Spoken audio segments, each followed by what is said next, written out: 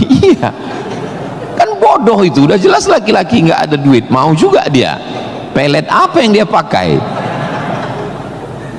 Dari semester 1 pacaran, semester 2 sampai KKN, bonceng sana bonceng sini, pergi sana pergi sini, pacaran 5 tahun, ditinggal pas lagi sayang-sayangnya.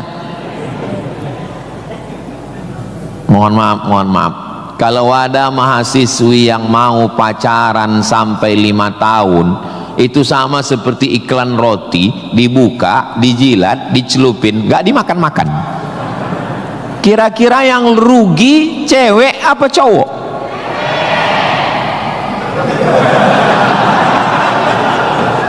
Kalau sudah tahu rugi masih mau pacaran, berarti itu IQ-nya di bawah rata-rata itu. Itu pasti nggak lulus di Unsri itu. Di Universitas Sriwijaya ini orangnya cerdas secara intelektual dan cerdas secara spiritual dan cerdas secara emosional. Cinta, benci, marah, sayang, kecewa, bahagia, itu semuanya adalah emosional. Bahwa kamu jatuh cinta, kalau ada mahasiswa jatuh cinta sama mahasiswi, bersyukurlah, berarti kau nggak homo. Tapi ketika cintamu itu mengalahkan prestasi studi, ingat, orang tuamu bersusah-susah di kampung, kepala jadi kaki, kaki jadi kepala, dia bertani sawah di kampung. Pagi waktu dia mau pergi ke sawah masih bisa dibedakan mana bapakmu mana sapi. Begitu pulang sore sama bentuknya. Tiba-tiba kamu di kampus menjadi foto model, menjadi, nggak usahlah diteruskan, menyakitkan hati. Kenapa ceramah Ustaz Somad ini kok menyinggung saya terus ya? Kunci mendengar ceramah Ustaz Somad itu satu, jangan tersinggung. Ada beberapa orang tersinggung, pulang meninggal.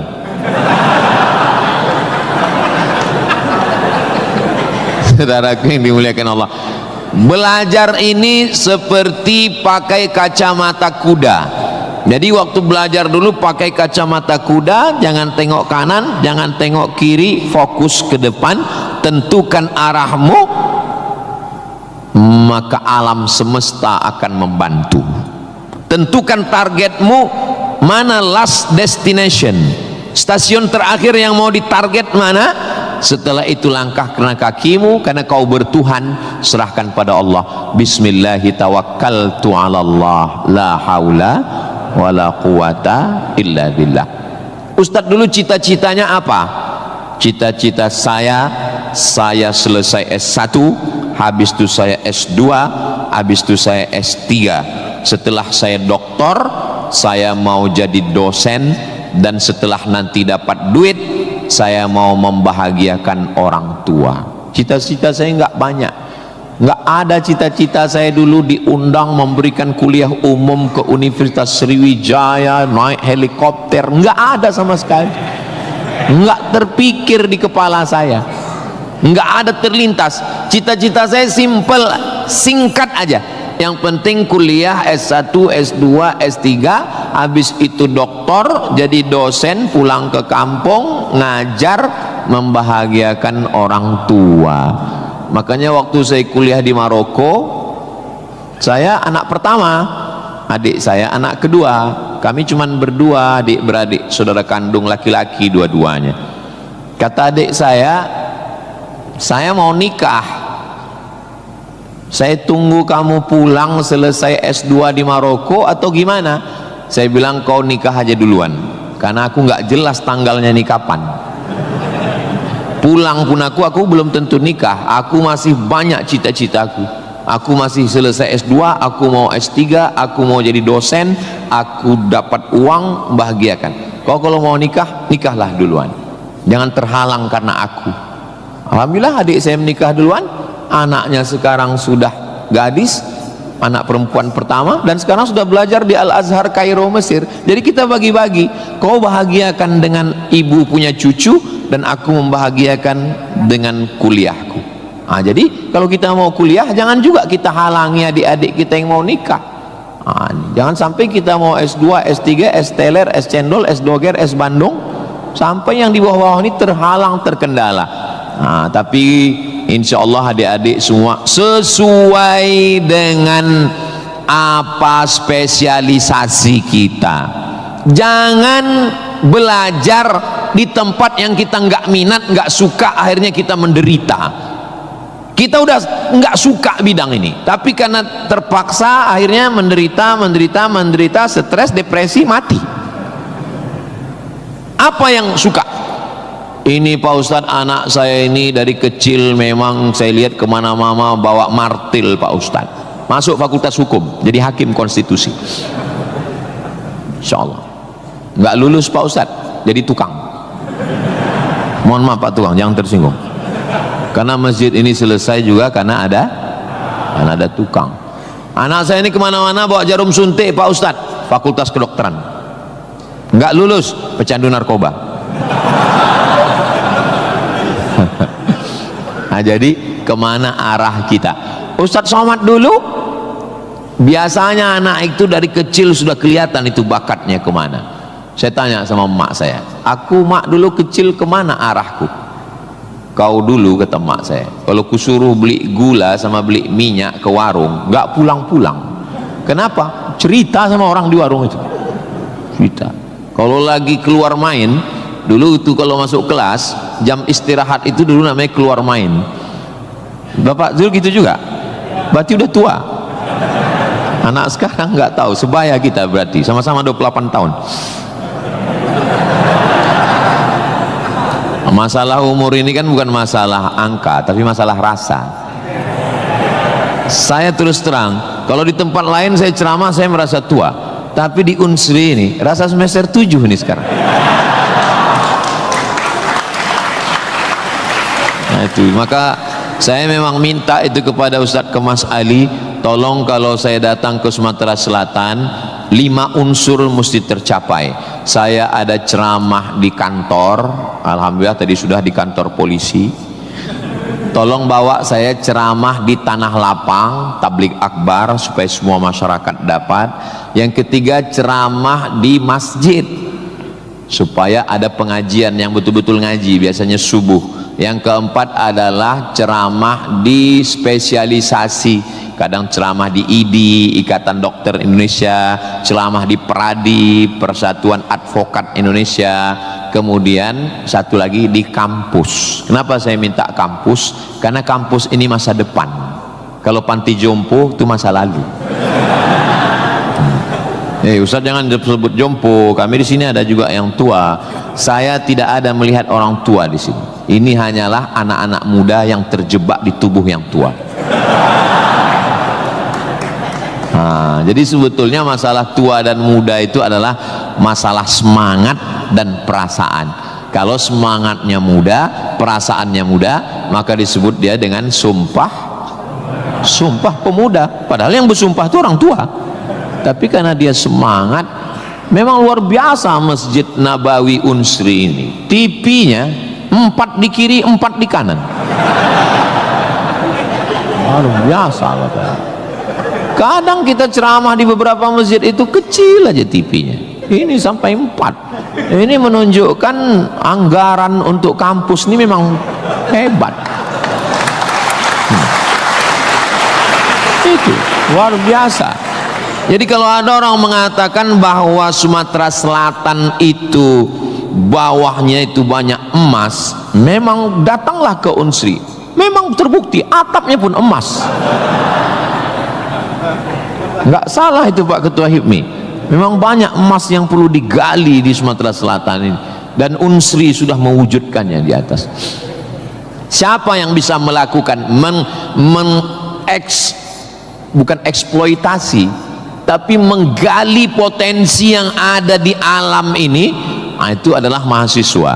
Inna fi khalqis samawati, dalam penciptaan langit, wal ardi, penciptaan bumi, waqtilafil laili wan nahari, perputaran siang dan malam, la ayat, itu semua adalah ayat-ayat.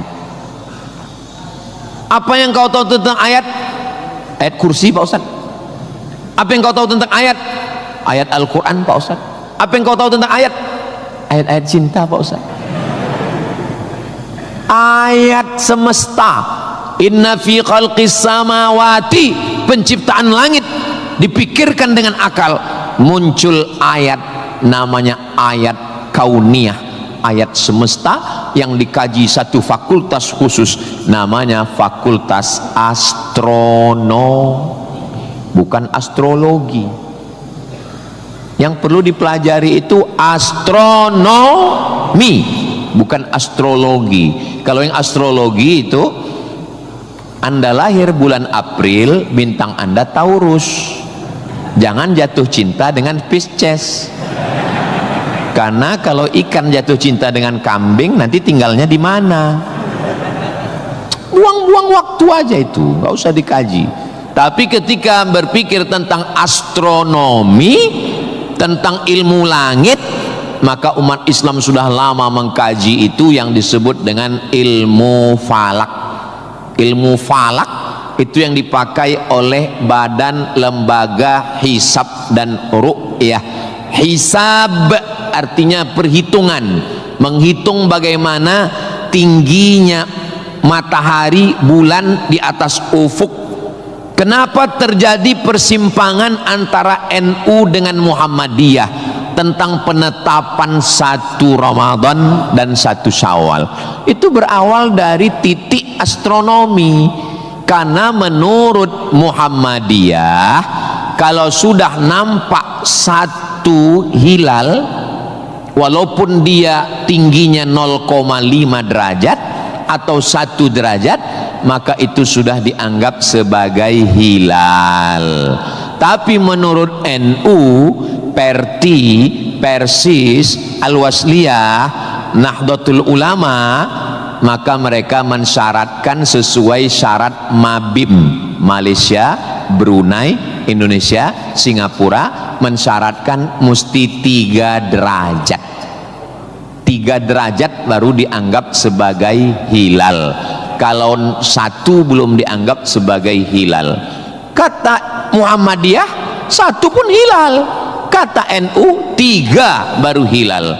Akhirnya datang wakil presiden Indonesia namanya Bapak Yusuf Kala. Pak JK duduk dengan NU dan Muhammadiyah. Kata Pak JK, gimana kalau NU turunkan 1, Muhammadiyah naikkan 1? Karena beliau kan pengusaha, bisnismen, biar supaya ketemu titik temu. Ya nggak ketemu, karena ini metodologinya berbeda. Akhirnya karena nggak ketemu, itulah terjadi 2 perbedaan. Maka umat Islam di Indonesia dia saling menjaga perasaan masing-masing. Akhirnya masing-masing mengamalkan yang 1 dengan 1 derajatnya, dengan 0,2-nya yang 1, dan nanti akan terulang lagi pada tanggal 20, pada tanggal 19 hari Kamis 19 Maret itu nanti satu Indonesia akan mengeluarkan teropong untuk melihat astronomi, apakah nampak anak bulan atau tidak. Di Riau itu teropongnya dibeli dulu harganya 50 juta, sejak dibeli sampai sekarang nggak pernah nampak hilal. Ustaz kok tahu? Teman saya kebetulan salah satu yang bekerja di situ, dia pernah posting gambar di teropong. Saya tanya, apa yang nampak? Dibilangnya gaji 13 katanya.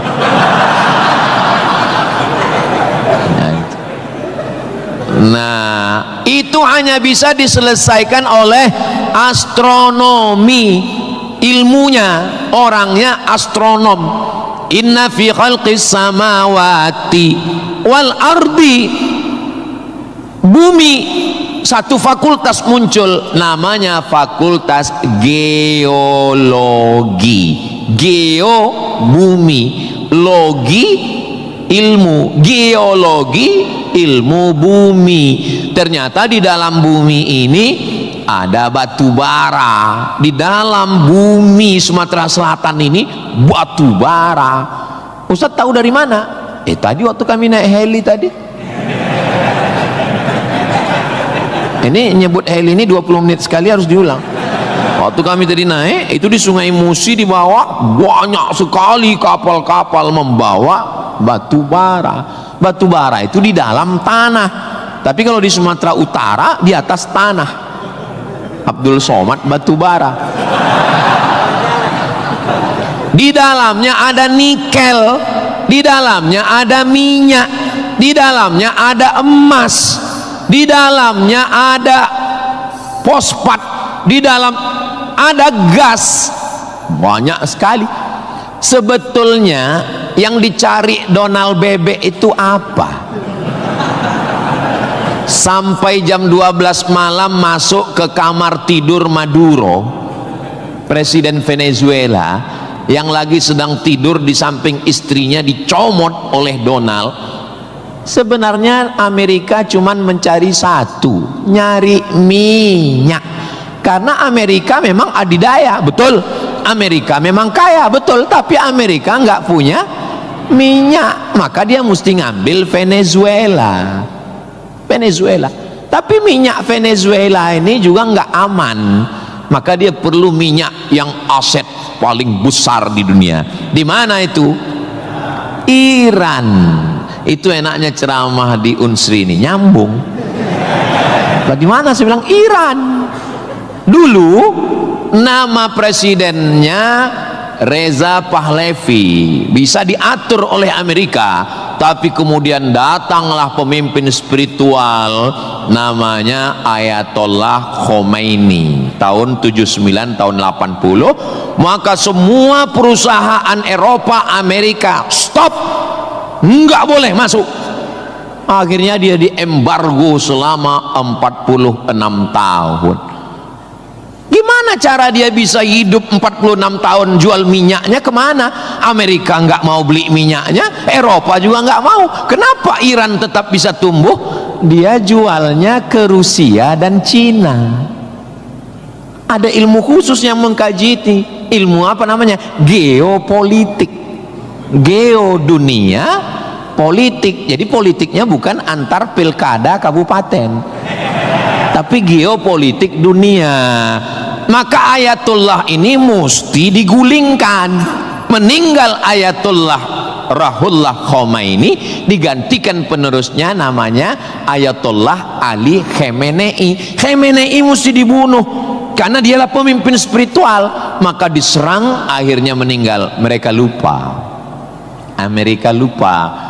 Dia sangka kalau kepalanya dipotong ini mati. Mereka lupa bahwa Iran pernah berperang 8 tahun dengan Irak.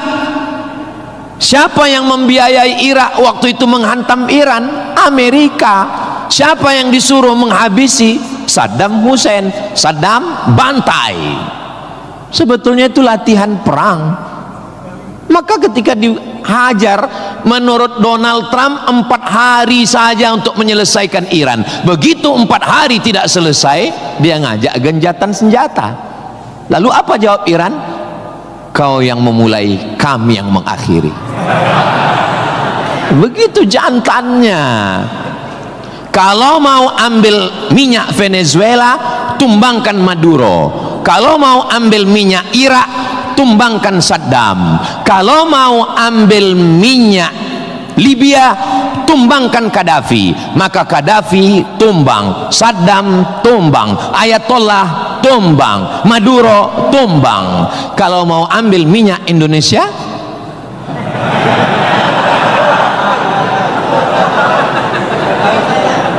saudaraku yang dimuliakan Allah Subhanahu wa ta'ala, itulah hebatnya. Jadi adik-adik, saya ajak 2 SKS kuliah geopolitik. Kenapa untuk mengambil minyak Venezuela mesti ditumbangkan Maduro? Kenapa untuk mengambil minyak Baghdad Saddam mesti ditumbangkan? Kenapa untuk mengambil minyak Libya Gaddafi mesti ditumbangkan? Kenapa Indonesia nggak ada yang ganggu? Karena di Indonesia nggak tumbang pun minyaknya udah dapat.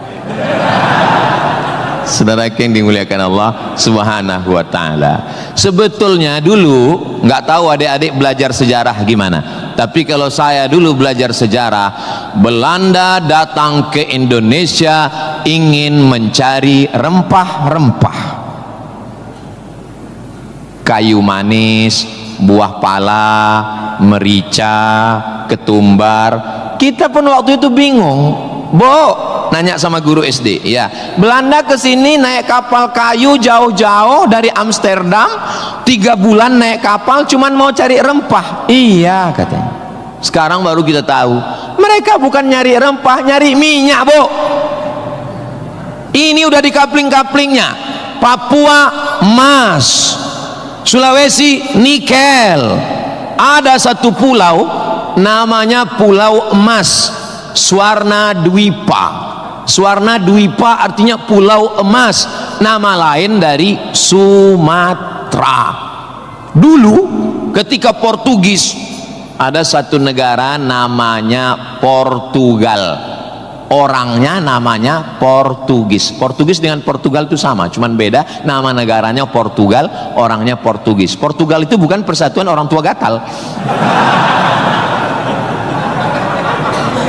Mereka inilah yang datang untuk mengambil cengkeh ke Tidore dan Ternate, Sumatera, Kalimantan, Sulawesi. Antara Sulawesi dan Papua ada kerajaan kecil Tidore dan Ternate. Tanaman yang mereka cari adalah cengkeh, karena cengkeh hanya tumbuh di Tidore dan Ternate. Ketika mereka ambil bibit cengkeh mau ditanam di Eropa, musim dingin mati. Indonesia ini potensinya luar biasa. Tidak ada negara miskin, yang ada adalah negara salah kelola. Ustaz sedang bicara Indonesia? Tidak, negara kita kaya. Saya bicara tentang Konoha. Maka saya tidak pernah pesimis, saya selalu optimis. Makanya walaupun ini bulan puasa, lapar, tapi suara saya menggelegar kan? Karena saya di kampus Unsri, maka saya semangat. Tapi seandainya ceramah siang jam 2 habis khutbah Jumat ini bukan di Unsri, tidak begini isi ceramah saya. Paling saya, marilah kita banyak ingat mati. Ini bulan Ramadan, mari kita banyak-banyak beristighfar, kita mengejar Lailatul Qadar. Tapi saya sedang bicara tentang masa depan. Saya bicara dengan mahasiswa, mereka yang akan melanjutkan tongkat estafet perjuangan ini. Saya yakin dan percaya bidang pertanian sudah, peternakan sudah, geopolitik mereka sangat paham, dan masalah spiritual batinnya mereka dididik di dalam Masjid Nabawi. Mereka diingatkan tentang 3. Adik-adik belajar agama ini nggak usah repot, nggak usah ribet, nggak usah jelimet. Yang penting di dalam hati itu ada 3. Pertama, akidah. Wujud qidam baqa mukhalafatu lil hawadisi qiyamuhu binafsihi wahdaniyah qudrat iradat ilmun sama basar kalam sifat 20. Ini akidah kita Imam Abul Hasan Al-Asy'ari. Yang kedua, setelah akidahnya mantap, dia mau beribadah. Gimana caranya beribadah? Rukun, syarat, wajib, sunat. Inilah yang kedua, namanya fikih. Belajar fikih solat, belajar cara wudu, cara tayamum yang membatalkan solat. Tapi dua-dua ini nggak ada maknanya. Ibadahnya nggak bermakna, akidahnya nggak bermakna kalau tidak ada yang ketiga. Yang ketiga adalah akhlak, sopan santun, tata krama, budi bahasa, menghormati orang tua, memuliakan dosen. Saya sangat bisa untuk ceramah berdiri naik di atas ini, bisa. Kalau mau saya tadi minta sama panitia, Pak Panitia izin saya mau naik ke atas, boleh. Lalu kenapa saya nggak naik ke atas? karena saya segan tapak kaki saya di atas kepala Pak Rektor. Saya di atas sementara Bapak Ketua DPRD di bawah. Itu namanya sopan santun, tata krama, budi bahasa. Tapi adik-adik yang di atas jangan tersinggung. Saya bukan menyindir. Enggak apa-apa, demi Allah enggak apa-apa. Tapi Pak Ustadz khotib Jumat kan naik ke atas. Khotib Jumat di atas memang mimbar ini untuk khutbah. Mimbar Nabi itu tangganya cuma 3. 1, 2, 3. Maka kalau definisinya lebih dari yang dibuat Nabi adalah bid'ah, inilah mimbar yang bid'ah. 1, 2, 3, 4, 5, 6, 7, 8. Mimbar Nabi cuma 3. Sekarang orang belajar agama bukan mau menggali potensi agama, tapi hanya cukup dengan 5 jari. Jika tidak ada zaman Nabi, bid'ah. Apa ini? Orang mondok 7 tahun, belajar lagi di Al-Azhar, belajar lagi di Darul Mustafa Yaman, belajar lagi di Al-Ahqaf, terbang Syekh Syafiq dari Qudratullah, terbang ke Yaman belajar agama, bahasa Arab, nahu, sorob, balaghah, mantik, bayat, ma'ani. Ada orang ngaji cuman 5. Kalau tidak dibuat Nabi, bid'ah. Hari pertama ngaji online, hari kedua mulai membid'ahkan orang lain. Ini pemiskinan ilmu. Masya Allah, sangat luar biasa tausiah yang sudah disampaikan oleh guru kita Al-Ustaz Abdul Somad. Sahabat beriman yang dimuliakan Allah, tetaplah di channel ini karena kajian ini belum selesai dan masih banyak lagi hal-hal menarik yang akan disampaikan oleh beliau. Mari kita lanjutkan kembali. Selamat mendengarkan. Dan orang-orang beginilah yang mau diadu domba. Jangan mau diadu domba, karena kita bukan domba. Maka siapa yang mau diadu domba, nanti disembelih waktu Idul. Saudaraku yang dimuliakan Allah Subhanahu wa taala. Jadi belajar agama itu penting. Kalau di universitas agama Islam memang dia ada pelajaran yang begitu banyak.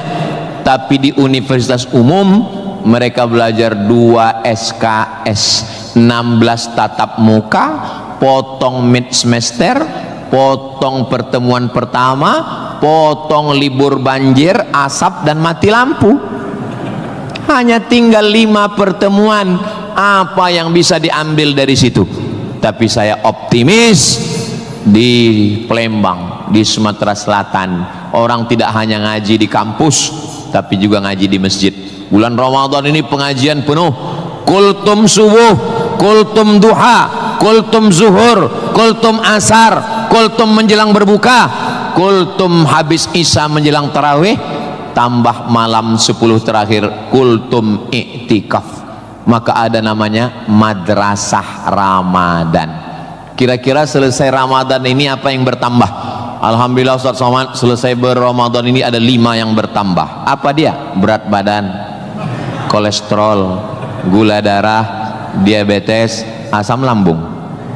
Mudah-mudahan selesai Ramadan ini kita sehat walafiat semuanya insyaallah. Ustaz Somad ceramahnya jangan lewat dari jam 2.30. Kenapa?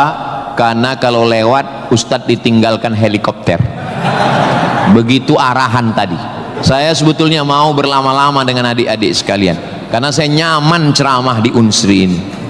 Tapi apalah daya, memang sedap makan ikan gulama, dimakan sambil nonton Harry Potter. Saya tidak bisa berlama-lama karena takut ditinggalkan helikopter. Itulah yang dapat saya sampaikan pada kesempatan yang baik dan mulia ini. Adapun tepuk tangan yang kurang semangat saya maklum karena lapar semuanya. Kepada Bapak Rektor dan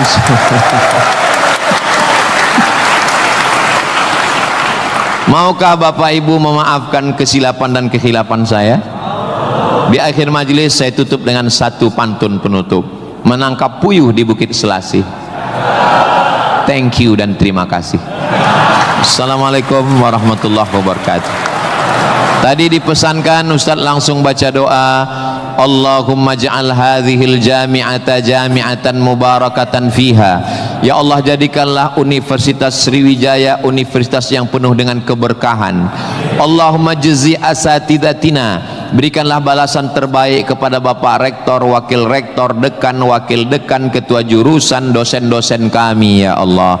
Sahih ajsadahum, sehatkan badannya, qawi imanahum, kuatkan imannya, wajzi hasanatihim, berikan balasan terbaik untuk guru-guru kami ya Allah.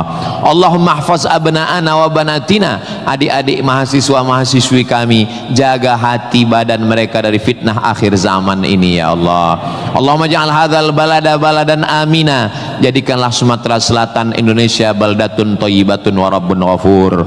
Allahumma dafa'anal ghala wal waba wal fahsya wal riba waz zina, selamatkan dari malapetaka, bencana riba, zina, narkoba, perbuatan keji dan mungkar. Allahumma ansur ikhwanana al mujahidin al mustad'afina fi Palestin, tolong saudara kami yang sedang teraniaya di Palestina ya Allah. Rabbana taqabbal minna, terimalah salat kami, puasa kami, qiyamul lail kami, tahajud kami, zikir kami, khataman Quran kami. Wa tammim taqsirana, sempurnakan segala kekurangan kami. Waqtim bis salihati a'malana, tutup umur kami dengan husnul khatimah. Kama jama'tana fi hadzal majlisil mubarak, sebagaimana engkau kumpulkan kami di majlis ilmu, di tempat terbaik, di waktu yang baik, dengan ibadah yang baik, kumpulkan kami nanti di surga bersama Nabi Muhammad sallallahu alaihi wasallam. Rabbana atina fid dunya hasanah wa fil akhirati hasanah wa qina adzabannar. Wa sallallahu ala sayyidina Muhammad wa ala alihi wa sahbihi wa sallam, walhamdulillahi rabbil alamin. Taqabbalallahu minkum minna wa minkum taqabbal ya karim. Adik-adik jangan berdiri dulu, duduk. Saya dengan Pak Rektor dengan Civitas Akademika duduk di depan, lalu diambil fotonya dari sini. Soto bukan sembarang soto, soto dimakan di tengah laut. Foto bukan sembarang foto, habis foto cepat diupload. Assalamualaikum warahmatullahi wabarakatuh. Alhamdulillahirrabbilalamin. Demikianlah tausiah yang sangat luar biasa yang sudah kita dengarkan bersama dari guru kita Al-Ustaz Abdul Somad. Tentunya banyak sekali ilmu, hikmah dan manfaat yang bisa kita jadikan pelajaran dalam kehidupan kita sehari-hari. Sahabat beriman yang dimuliakan Allah, mari kita doakan guru kita, semoga beliau selalu diberikan kesehatan dan dimudahkan segala urusannya. Dan buat sahabat semua yang sudah setia menyimak video ini sampai selesai, saya ucapkan terima kasih banyak. Semoga Allah Subhanahu wa Ta'ala senantiasa selalu melimpahkan segala rahmat dan karunia-Nya kepada sahabat semua. Selalu diberikan kesehatan, dimudahkan segala urusannya, dan dilancarkan rezekinya. Amin ya Rabbal Alamin. Demikian yang dapat saya bagikan, kurang lebihnya mohon maaf. Sampai bertemu lagi di video berikutnya. Wassalamualaikum warahmatullahi wabarakatuh. Setelah kita mendengarkan bersama tausiah yang sangat luar biasa dari guru kita Al-Ustaz Abdul Somad, sekarang mari kita lanjutkan aktivitas kita masing-masing. Semoga apa yang sudah disampaikan oleh beliau bisa menjadi ilmu yang bermanfaat dalam kehidupan kita sehari-hari. Selamat beraktivitas buat sahabat semua dan sukses selalu. Sampai bertemu lagi di video Ar-Razzaq 313 berikutnya. Wabillahi taufiq wal hidayah. Wassalamualaikum warahmatullahi wabarakatuh. Bismillahirrahmanirrahim. Assalamualaikum warahmatullahi wabarakatuh. Alhamdulillahirrabbilalamin. Wassalatu wassalamu ala asyrafil anbiya wal mursalin Sayyidina Muhammadin wa ala alihi wa sahbihi ajma'in, amma ba'du. Sahabat beriman yang dirahmati Allah, syukur alhamdulillah kita bertemu lagi di channel Ar-Razzaq 313. Pada kesempatan yang berbahagia ini, saya mengajak kita semua untuk bersama-sama mendengarkan tausiah yang sangat luar biasa yang akan disampaikan oleh guru kita Al-Ustaz Abdul Somad. Tentunya banyak sekali ilmu, hikmah, dan manfaat yang bisa kita jadikan pelajaran dalam kehidupan kita sehari-hari. Berikut ini, mari kita sama-sama dengarkan isi tausiah beliau. Selamat mendengarkan. Sebetulnya yang dicari Donald Bebek itu apa?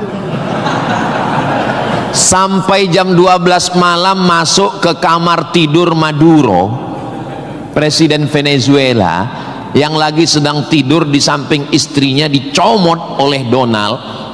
Sebenarnya Amerika cuman mencari satu, nyari minyak. Karena Amerika memang adidaya, betul. Amerika memang kaya, betul. Tapi Amerika nggak punya minyak, maka dia mesti ngambil Venezuela. Tapi minyak Venezuela ini juga nggak aman, maka dia perlu minyak yang aset paling besar di dunia. Di mana itu? Iran. Itu enaknya ceramah di Unsri ini, nyambung. Bagaimana saya bilang Iran? Dulu nama presidennya Reza Pahlavi, bisa diatur oleh Amerika, tapi kemudian datanglah pemimpin spiritual namanya Ayatollah Khomeini tahun 79 tahun 80, maka semua perusahaan Eropa, Amerika stop, nggak boleh masuk. Akhirnya dia diembargo selama 46 tahun. Gimana cara dia bisa hidup 46 tahun? Jual minyaknya kemana? Amerika nggak mau beli minyaknya, Eropa juga nggak mau. Kenapa Iran tetap bisa tumbuh? Dia jualnya ke Rusia dan Cina. Ada ilmu khusus yang mengkaji ini. Ilmu apa namanya? Geopolitik. Geo dunia, politik. Jadi politiknya bukan antar pilkada kabupaten, tapi geopolitik dunia. Maka Ayatullah ini mesti digulingkan. Meninggal Ayatullah Ruhollah Khomeini, digantikan penerusnya namanya Ayatollah Ali Khamenei. Khamenei mesti dibunuh karena dialah pemimpin spiritual, maka diserang, akhirnya meninggal. Mereka lupa, Amerika lupa. Dia sangka kalau kepalanya dipotong ini mati. Mereka lupa bahwa Iran pernah berperang 8 tahun dengan Irak. Siapa yang membiayai Irak waktu itu menghantam Iran? Amerika. Siapa yang disuruh menghabisi? Saddam Hussein. Saddam bantai. Sebetulnya itu latihan perang. Maka ketika dihajar, menurut Donald Trump 4 hari saja untuk menyelesaikan Iran. Begitu 4 hari tidak selesai, dia ngajak genjatan senjata. Lalu apa jawab Iran? Kau yang memulai, kami yang mengakhiri. Begitu jantannya. Kalau mau ambil minyak Venezuela, tumbangkan Maduro. Kalau mau ambil minyak Irak, tumbangkan Saddam. Kalau mau ambil minyak Libya, tumbangkan Gaddafi. Maka Gaddafi tumbang, Saddam tumbang, Ayatollah tumbang, Maduro tumbang. Kalau mau ambil minyak Indonesia, nggak ada bawa-bawa Islam. Universitas Sriwijaya, tapi isinya sangat Islami. Mahasiswanya belajar di masjid, mahasiswanya dipisah laki-laki dan perempuan, yang laki-laki di depan, yang perempuan di belakang, sehingga yang mahasiswa nggak bisa melirik mahasiswi, dan mahasiswi pun hanya bisa melihat tengkuk mahasiswa. Jadi nggak akan ada istilah pacaran di dalam masjid, di luar kita nggak tahu. Mudah-mudahan Allah menjaga adik-adik semua. Bagi yang sudah daftar dan lulus belajar di Universitas Sriwijaya, ini nikmat yang terbesar. Syukuri dengan ucapan Alhamdulillahi Rabbil Alamin. Dan kita berterima kasih kepada orang yang mengajarkan kita cara bersyukur dengan berselawat untuknya. Allahumma sholli ala Sayyidina Muhammad wa ala ali Sayyidina Muhammad. Ini kampus luas sekali. Saya tadi dibawa dari sholat Masjid Polda pergi ke parkir helikopter, lalu saya sebenarnya mau cerita bahwa saya naik heli, itu aja sebetulnya. Iya, kadang orang cerita mutar-mutar substansinya sulit dipahami. Kenapa kita mesti naik heli? Ini kampusnya Ustadz kalau lewat tol lebih kurang 40 menit dari kota Palembang. Kenapa kampusnya mesti jauh?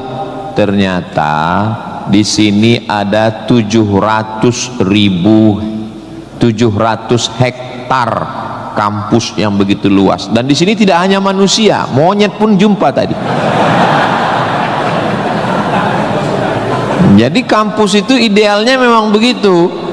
Jangan sampai fakultas pertanian nggak pernah megang tanah, beternak ikan di atas kertas. Fakultas peternakan, fakultas perikanan, tapi nggak pernah megang ikan, hanya presentasi makalah. Begitu lulus kerja jadi teller di bank, nggak nyambung. Maka di sini praktek. Tadi saya diberitahu oleh Bapak Ketua HIPMI, Ustadz Somad, ini tempat praktek pertanian. Masya Allah, negara kita ini, kami dari atas tadi, gemah ripah loh jenawi, tongkat dan batu jadi tanaman, hijau untayan katulistiwa, tapi berasnya impor. Kenapa? Padahal tanah begitu luas. Menunggu sarjana-sarjana pertanian dari Universitas Sriwijaya. Begitu. Kenapa enggak kita tanam? Kalau kita tanam otomatis tanah kita berkah. Kalau sudah dia nanam padi, pasti dia malam berdoa sama Allah, tumbuhkan padiku, berkahkan rezekiku, turunkan hujannya. Kalau sudah ditanam, otomatis ekonomi bangkit, orang akan bekerja, otomatis padi tadi akan dibawa ke kilang padi untuk mengupas kulit padi jadi beras. Berasnya diperdagangkan, diniagakan di pasar-pasar hidup. Tapi tidak semua orang mau. Kenapa? Karena dengan import ada fee, ada uang masuk, ada kejahatan, membunuh petani, membunuh pedagang, akhirnya orang dininabobokan. Jadi solusinya apa? Solusinya semua mesti berangkat dari kampus. Kampus apa?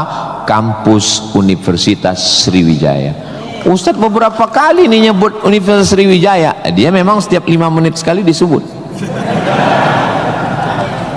Terus kalau orang belajar di Universitas Sriwijaya ini, Ustadz Somad dapat apa? Saya dapat amal jariah dari alumni-alumni yang membangun Indonesia menuju Indonesia Emas 2045 insyaallah. Universitas Sriwijaya bukan swasta, negeri. Orang berbondong-bondong nasional dari Sabang sampai Papua mau daftar ke sini. Yang sudah lulus alhamdulillah, yang belum lulus berusaha, bertawakal, berdoa, insya Allah. Enggak lulus innalillah. Sudah lulus, belajar, banggakan orang tua. Enggak usah dulu matanya jelalatan, lirik sana lirik sini, nembak cewek enggak diterima, cinta ditolak, kapak bertindak. Enggak usah, serius aja belajar. Saya jadi mahasiswa sama seperti adik-adik. Saya sampai di Kairo 5 September 1998. Belajar 99, 2000, 2001, 2002. 4 tahun saya di Mesir, tidak pernah pacaran sekalipun. Makanya saya ngomong sekarang ringan. Coba kalau saya dulu playboy cap gayung, susah saya ngomong. Jadi apa yang kita rasakan waktu kuliah dulu, ya kita ngomongnya cair aja. Adik-adik jangan pacaran, yang penting kualitas belajar, sibuk menyibukkan pikiran untuk belajar. Terus Ustadz dulu nggak pacaran itu gimana ceritanya? Mahasiswa Indonesia 2400, yang laki-laki 2100, yang perempuan 300. Saya termasuk yang tereliminasi, kalah dalam persaingan. Tapi kalau kita kalah dari satu sisi, jangan kalah dari sisi yang lain. Saya alhamdulillah untuk masalah pacaran mungkin saya kalah. Saya bukan petualang, saya kurang suka adventure. Tapi dalam masalah belajar saya serius. Di Al-Azhar tidak pakai sistem SKS, dia pakai sistem paket. 1 tahun ada 14 mata kuliah tambah 2 juz hafalan Quran dan dibagi 2 termen, 7 termen awal, 7 termen 2. 14 mata kuliah, kalau nggak lulus 3 ulang setahun. 3 mata kuliah itu hanya diulang dalam setahun, habis umur. Maka saya berusaha belajar pagi, petang, siang, malam, tetap tidur dan makan, dan akhirnya saya selesai S1 masuk bulan September. Saya selesai S1 bulan Juli. Saya selesaikan S1 saya 3 tahun 10 bulan. Selesai 3 tahun 10 bulan. Belajarnya bahasa Arab, diktatnya bahasa Arab, dosennya orang Arab. Maka saya kalau ketemu sama mahasiswa saya tanya, semester berapa? 4 Pak Ustadz. Tapi mukanya kok tua kali. 14 Pak Ustadz. Kok bisa kamu sampai semester 14? Dosennya orang Indonesia, diktatnya bahasa Indonesia, referensinya Indonesia, campur Inggris dikit, makalah bisa campur AI. Kenapa kuliah bisa begitu lama? Apa kuncinya Ustadz, kenapa kuliah bisa cepat? Kuncinya simple aja. Saya kan belajar dulu dapat beasiswa dari Al-Azhar. Al-Azhar itu kalau tidak naik tingkat setahun, beasiswanya potong 50%. Kalau nggak naik 2 tahun putus. Kalau 3 tahun nggak naik DO. Kalau sudah DO tidak dikasih tiket pulang. Siap-siap membuat rakit dari Sungai Nil ke Sungai Siak. Jadi yang membuat saya serius belajar itu adalah karena takut nggak makan dan takut nggak dapat tiket pulang. Jadi saya juga terlalu muluk-muluk. Saya nggak berani juga menasihati adik-adik. Saya belajar serius karena takut kepada Allah. Dulu kita nggak begitu. Ya itu. Makanya kalau ada mahasiswa, Ustaz Somad, ya, tolong saya kasih tips biar supaya serius belajar dan nggak pacaran. Saya bilang, cewek itu mau sama kau karena kau berduit. Kalau kau nggak berduit, nggak ada cewek mau. Kalau ada juga cewek mau, kau nggak berduit, dia tetap mau. 2 kemungkinan. Pertama, memang kau betua. Yang kedua, cewek itu bodoh. Iya, kan bodoh itu. Udah jelas laki-laki nggak ada duit, mau juga dia. Pelet apa yang dia pakai? Dari semester 1 pacaran, semester 2 sampai KKN, bonceng sana bonceng sini, pergi sana pergi sini, pacaran 5 tahun, ditinggal pas lagi sayang-sayangnya. Mohon maaf, kalau ada mahasiswi yang mau pacaran sampai 5 tahun, itu sama seperti iklan roti, dibuka, dijilat, dicelupin, nggak dimakan-makan. Kira-kira yang rugi cewek apa cowok?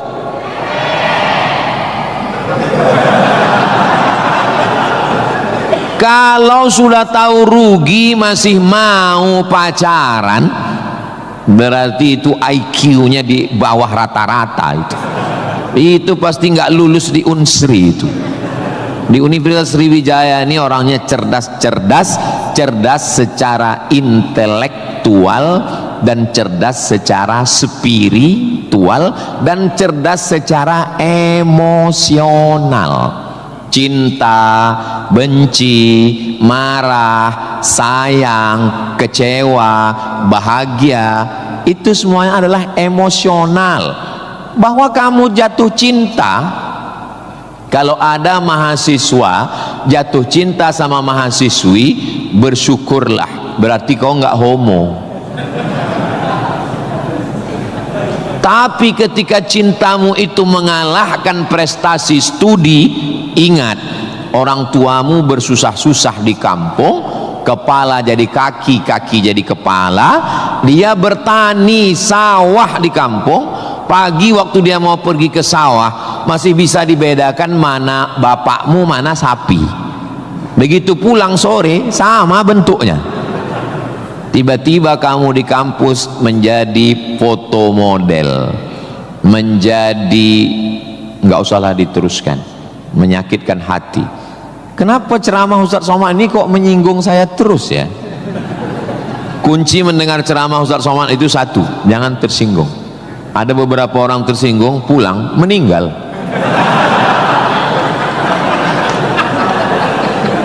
Saudaraku yang dimuliakan Allah, belajar ini seperti pakai kacamata kuda. Jadi waktu belajar dulu pakai kacamata kuda, jangan tengok kanan, jangan tengok kiri, fokus ke depan, tentukan arahmu, maka alam semesta akan membantu. Tentukan targetmu, mana last destination, stasiun terakhir yang mau ditarget mana. Setelah itu langkah karena kakimu, karena kau bertuhan, serahkan pada Allah. Bismillahi tawakkaltu ala Allah, la haula wala quwata illa billah. Ustadz dulu cita-citanya apa? Cita-cita saya selesai S1, habis itu saya S2, habis itu saya S3. Setelah saya doktor, saya mau jadi dosen, dan setelah nanti dapat duit, saya mau membahagiakan orang tua. Cita-cita saya nggak banyak, nggak ada cita-cita saya dulu diundang memberikan kuliah umum ke Universitas Sriwijaya, naik helikopter, nggak ada sama sekali, nggak terpikir di kepala saya, nggak ada terlintas. Cita-cita saya simple, singkat aja. Yang penting kuliah S1, S2, S3, habis itu doktor, jadi dosen, pulang ke kampung, ngajar, membahagiakan orang tua. Makanya waktu saya kuliah di Maroko, saya anak pertama, adik saya anak kedua. Kami cuman berdua, adik beradik, saudara kandung laki-laki dua-duanya. Kata adik saya mau nikah. Saya tunggu kamu pulang selesai S2 di Maroko atau gimana? Saya bilang kau nikah aja duluan, karena aku nggak jelas tanggalnya nih kapan. Pulang pun aku belum tentu nikah. Aku masih banyak cita-citaku. Aku masih selesai S2, aku mau S3, aku mau jadi dosen, aku dapat uang, bahagiakan. Kau kalau mau nikah, nikahlah duluan, jangan terhalang karena aku. Alhamdulillah adik saya menikah duluan. Anaknya sekarang sudah gadis, anak perempuan pertama, dan sekarang sudah belajar di Al-Azhar Kairo, Mesir. Jadi kita bagi-bagi, kau bahagiakan dengan ibu punya cucu, dan aku membahagiakan dengan kuliahku. Jadi kalau kita mau kuliah, jangan juga kita halangi adik-adik kita yang mau nikah. Jangan sampai kita mau S2, S3, S teler, S cendol, S doger, S bandung, sampai yang di bawah-bawah ini terhalang, terkendala. Tapi insya Allah adik-adik semua sesuai dengan apa spesialisasi kita. Jangan belajar di tempat yang kita nggak minat, nggak suka, akhirnya kita menderita. Kita udah nggak suka bidang ini, tapi karena terpaksa akhirnya menderita, stres, depresi, mati. Apa yang suka? Ini Pak Ustadz, anak saya ini dari kecil memang saya lihat kemana-mana bawa martil Pak Ustadz. Masuk fakultas hukum, jadi hakim konstitusi. Insya Allah. Nggak lulus Pak Ustadz, jadi tukang. Mohon maaf Pak Tukang, jangan tersinggung.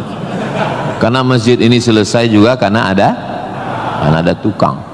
Anak saya ini kemana-mana bawa jarum suntik Pak Ustadz, fakultas kedokteran. Nggak lulus, pecandu narkoba. Jadi kemana arah kita? Ustadz Somad dulu biasanya anak itu dari kecil sudah kelihatan itu bakatnya kemana. Saya tanya sama emak saya, aku mak dulu kecil kemana arahku? Kau dulu, kata emak saya, kalau kusuruh beli gula sama beli minyak ke warung nggak pulang-pulang. Kenapa? Cerita sama orang di warung itu, cerita. Kalau lagi keluar main dulu itu, kalau masuk kelas jam istirahat itu dulu namanya keluar main. Bapak Zul gitu juga? Berarti udah tua. Anak sekarang nggak tahu, sebaya kita berarti, sama-sama 28 tahun. Masalah umur ini kan bukan masalah angka, tapi masalah rasa. Saya terus terang, kalau di tempat lain saya ceramah saya merasa tua, tapi di Unsri ini rasa semester 7 ini sekarang. Nah itu, maka saya memang minta itu kepada Ustadz Kemas Ali, tolong kalau saya datang ke Sumatera Selatan 5 unsur mesti tercapai. Saya ada ceramah di kantor, alhamdulillah tadi sudah di kantor polisi. Tolong bawa saya ceramah di tanah lapang, tablik akbar supaya semua masyarakat dapat. Yang ketiga ceramah di masjid supaya ada pengajian yang betul-betul ngaji, biasanya subuh. Yang keempat adalah ceramah di spesialisasi, kadang ceramah di IDI, Ikatan Dokter Indonesia, ceramah di PERADI, Persatuan Advokat Indonesia, kemudian satu lagi di kampus. Kenapa saya minta kampus? Karena kampus ini masa depan. Kalau panti jompo itu masa lalu. Ustaz jangan sebut jompo, kami di sini ada juga yang tua. Saya tidak ada melihat orang tua di sini. Ini hanyalah anak-anak muda yang terjebak di tubuh yang tua. Nah, jadi sebetulnya masalah tua dan muda itu adalah masalah semangat dan perasaan. Kalau semangatnya muda, perasaannya muda, maka disebut dia dengan sumpah pemuda. Padahal yang bersumpah itu orang tua. Tapi karena dia semangat, memang luar biasa Masjid Nabawi Unsri ini. TV-nya 4 di kiri, 4 di kanan. Luar biasa Bapak. Kadang kita ceramah di beberapa masjid itu kecil aja TV-nya. Ini sampai 4. Ini menunjukkan anggaran untuk kampus ini memang hebat. Itu luar biasa. Jadi kalau ada orang mengatakan bahwa Sumatera Selatan itu bawahnya itu banyak emas, memang datanglah ke Unsri, memang terbukti atapnya pun emas. Nggak salah itu Pak Ketua HIPMI, memang banyak emas yang perlu digali di Sumatera Selatan ini, dan Unsri sudah mewujudkannya di atas. Siapa yang bisa melakukan bukan eksploitasi, tapi menggali potensi yang ada di alam ini, itu adalah mahasiswa. Inna fi khalqis samawati, dalam penciptaan langit, wal ardi, penciptaan bumi, wakhtilafil laili wan nahari, perputaran siang dan malam, la ayat, itu semua adalah ayat-ayat. Apa yang kau tahu tentang ayat? Ayat kursi Pak Ustaz. Apa yang kau tahu tentang ayat? Ayat Al-Quran Pak Ustaz. Apa yang kau tahu tentang ayat? Ayat-ayat cinta Pak Ustaz. Ayat semesta. Inna fi khalqis samawati, penciptaan langit, dipikirkan dengan akal, muncul ayat, namanya ayat kauniyah, ayat semesta yang dikaji satu fakultas khusus, namanya fakultas astronomi, bukan astrologi. Yang perlu dipelajari itu astronomi, bukan astrologi. Kalau yang astrologi itu, Anda lahir bulan April, bintang Anda Taurus, jangan jatuh cinta dengan Pisces. Karena kalau ikan jatuh cinta dengan kambing, nanti tinggalnya di mana? Buang-buang waktu aja itu, nggak usah dikaji. Tapi ketika berpikir tentang astronomi, tentang ilmu langit, maka umat Islam sudah lama mengkaji itu yang disebut dengan ilmu falak. Ilmu falak itu yang dipakai oleh Badan Lembaga Hisab dan Ru'yah. Hisab artinya perhitungan, menghitung bagaimana tingginya matahari, bulan di atas ufuk. Kenapa terjadi persimpangan antara NU dengan Muhammadiyah? tentang penetapan 1 Ramadan dan 1 Syawal itu berawal dari titik astronomi, karena menurut Muhammadiyah kalau sudah nampak 1 hilal walaupun dia tingginya 0,5 derajat atau 1 derajat, maka itu sudah dianggap sebagai hilal. Tapi menurut NU, Perti, Persis, Al-Wasliyah, Nahdlatul Ulama, maka mereka mensyaratkan sesuai syarat Mabim, Malaysia, Brunei, Indonesia, Singapura, mensyaratkan mesti 3 derajat. 3 derajat baru dianggap sebagai hilal. Kalau 1 belum dianggap sebagai hilal. Kata Muhammadiyah 1 pun hilal, kata NU 3 baru hilal. Akhirnya datang wakil presiden Indonesia namanya Bapak Yusuf Kala. Pak JK duduk dengan NU dan Muhammadiyah. Kata Pak JK, gimana kalau NU turunkan 1, Muhammadiyah naikkan 1? Karena beliau kan pengusaha, bisnismen, biar supaya ketemu titik temu. Ya nggak ketemu, karena ini metodologinya berbeda. Akhirnya karena nggak ketemu, itulah terjadi 2 perbedaan. Maka umat Islam di Indonesia dia saling menjaga perasaan masing-masing. Akhirnya masing-masing mengamalkan yang 1 dengan 1 derajatnya, dengan 0,2-nya yang 1, dan nanti akan terulang lagi pada tanggal 20, pada tanggal 19 hari Kamis 19 Maret itu nanti satu Indonesia akan mengeluarkan teropong untuk melihat astronomi apakah nampak anak bulan atau tidak. Di Riau itu teropongnya dibeli dulu harganya 50 juta, sejak dibeli sampai sekarang nggak pernah nampak hilal. Ustaz kok tahu? Teman saya kebetulan salah satu yang bekerja di situ, dia pernah posting gambar di teropong. Saya tanya apa yang nampak, dibilangnya gaji 13 katanya.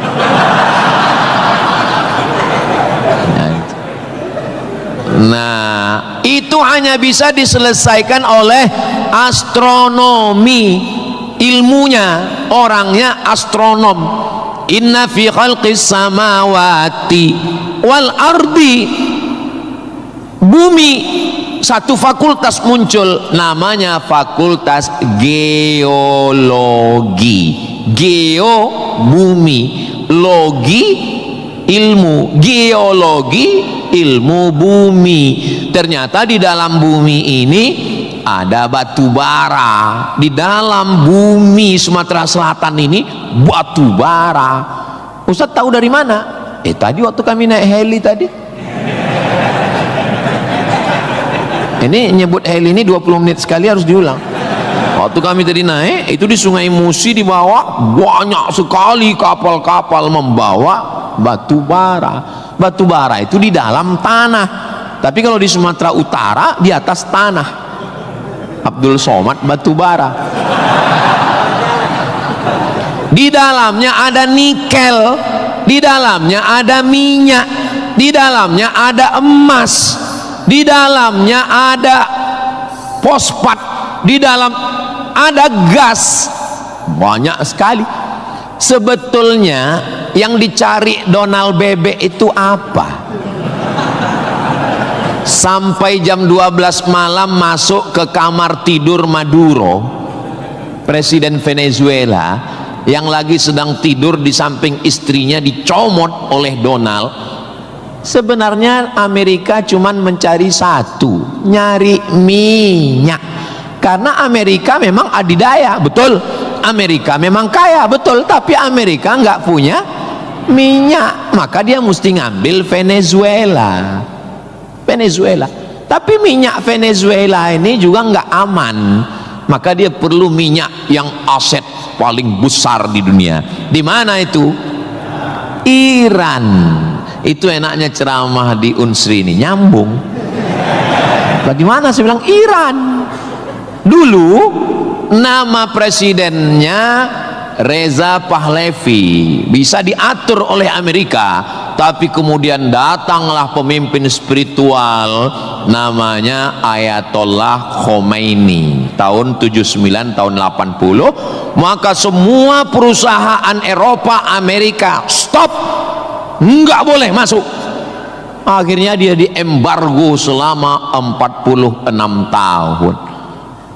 Gimana cara dia bisa hidup 46 tahun? Jual minyaknya kemana? Amerika nggak mau beli minyaknya, Eropa juga nggak mau. Kenapa Iran tetap bisa tumbuh? Dia jualnya ke Rusia dan Cina. Ada ilmu khusus yang mengkaji ini. Ilmu apa namanya? Geopolitik. Geo dunia, politik. Jadi politiknya bukan antar pilkada kabupaten, tapi geopolitik dunia. Maka Ayatullah ini mesti digulingkan. Meninggal Ayatullah Ruhollah Khomeini, digantikan penerusnya namanya Ayatollah Ali Khamenei. Khamenei mesti dibunuh karena dialah pemimpin spiritual. Maka diserang, akhirnya meninggal. Mereka lupa, Amerika lupa. Dia sangka kalau kepalanya dipotong ini mati. Mereka lupa bahwa Iran pernah berperang 8 tahun dengan Irak. Siapa yang membiayai Irak waktu itu menghantam Iran? Amerika. Siapa yang disuruh menghabisi? Saddam Hussein. Saddam bantai. Sebetulnya itu latihan perang. Maka ketika dihajar, menurut Donald Trump 4 hari saja untuk menyelesaikan Iran. Begitu 4 hari tidak selesai, dia ngajak genjatan senjata. Lalu apa jawab Iran? Kau yang memulai, kami yang mengakhiri. Begitu jantannya. Kalau mau ambil minyak Venezuela, tumbangkan Maduro. Kalau mau ambil minyak Irak, tumbangkan Saddam. Kalau mau ambil minyak Libya, tumbangkan Gaddafi. Maka Gaddafi tumbang, Saddam tumbang, Ayatollah tumbang, Maduro tumbang. Kalau mau ambil minyak Indonesia,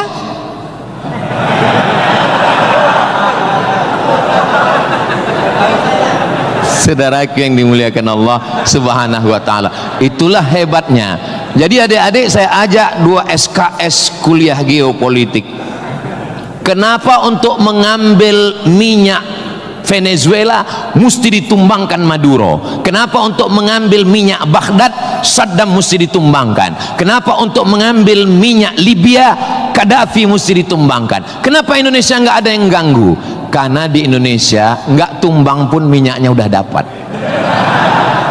Saudara yang dimuliakan Allah Subhanahu wa taala.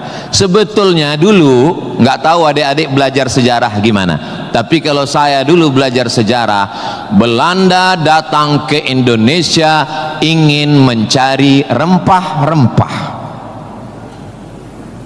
Kayu manis, buah pala, merica, ketumbar. Kita pun waktu itu bingung. Nanya sama guru SD, ya, Belanda kesini naik kapal kayu jauh-jauh dari Amsterdam, 3 bulan naik kapal cuman mau cari rempah. Iya katanya. Sekarang baru kita tahu mereka bukan nyari rempah, nyari minyak. Ini udah di kapling-kaplingnya. Papua emas, Sulawesi nikel. Ada satu pulau namanya Pulau Emas, Swarna Dwipa. Swarna Dwipa artinya pulau emas, nama lain dari Sumatera. Dulu ketika Portugis, ada satu negara namanya Portugal, orangnya namanya Portugis. Portugis dengan Portugal itu sama, cuman beda nama negaranya Portugal, orangnya Portugis. Portugal itu bukan persatuan orang tua gatal. Mereka inilah yang datang untuk mengambil cengkeh ke Tidore dan Ternate, Sumatera, Kalimantan, Sulawesi. Antara Sulawesi dan Papua ada kerajaan kecil Tidore dan Ternate. Tanaman yang mereka cari adalah cengkeh. karena cengkeh hanya tumbuh di Tidore dan Ternate. Ketika mereka ambil bibit cengkeh mau ditanam di Eropa, musim dingin mati. Indonesia ini potensinya luar biasa. Tidak ada negara miskin, yang ada adalah negara salah kelola. Ustaz sedang bicara Indonesia? Tidak, negara kita kaya. Saya bicara tentang Konoha. Maka saya tidak pernah pesimis, saya selalu optimis. Makanya walaupun ini bulan puasa, lapar, tapi suara saya menggelegar kan? Karena saya di kampus Unsri, maka saya semangat.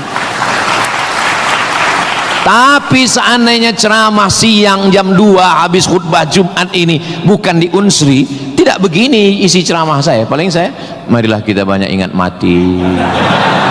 Ini bulan Ramadan, mari kita banyak-banyak beristighfar, kita mengejar Lailatul Qadar. Tapi saya sedang bicara tentang masa depan. Saya bicara dengan mahasiswa, mereka yang akan melanjutkan tongkat estafet perjuangan ini. Saya yakin dan percaya bidang pertanian sudah, peternakan sudah, geopolitik mereka sangat paham, dan masalah spiritual batinnya mereka dididik di dalam Masjid Nabawi. Mereka diingatkan tentang 3. Adik-adik belajar agama ini nggak usah repot, nggak usah ribet, nggak usah jelimet. Yang penting di dalam hati itu ada 3. Pertama, akidah.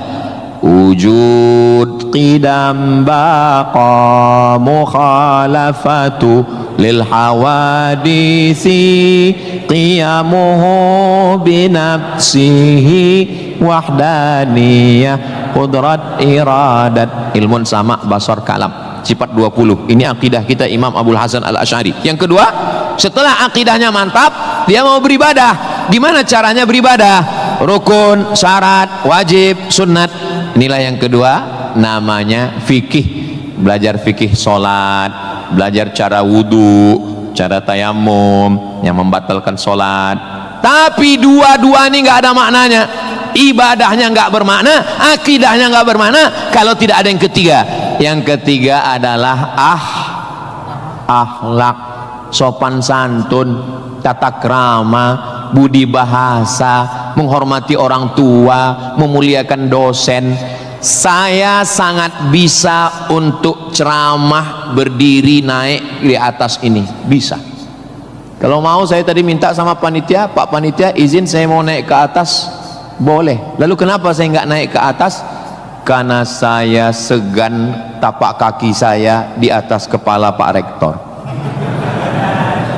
Saya di atas sementara Bapak Ketua DPRD di bawah. Itu namanya sopan santun, tata krama, budi bahasa. Tapi adik-adik yang di atas jangan tersinggung. Saya bukan menyinggung. Nggak apa-apa, demi Allah nggak apa-apa.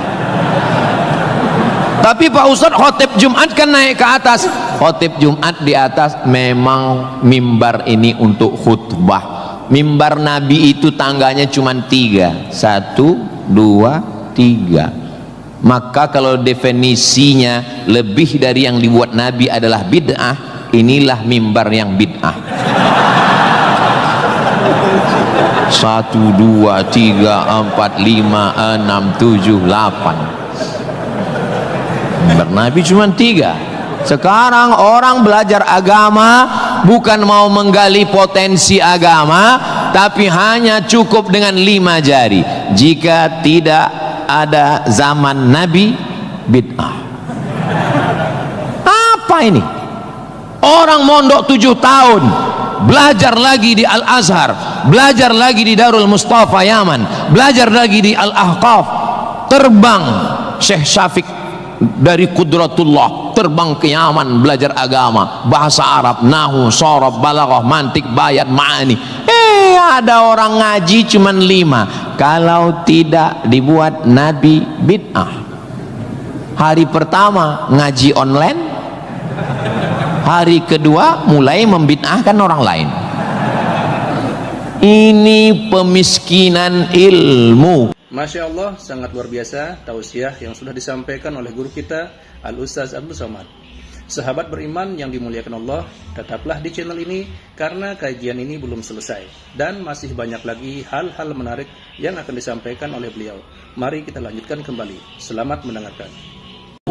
Dan orang-orang beginilah yang mau diadu domba. Jangan mau diadu domba, karena kita bukan domba. Maka siapa yang mau diadu domba, nanti disembelih waktu Idul.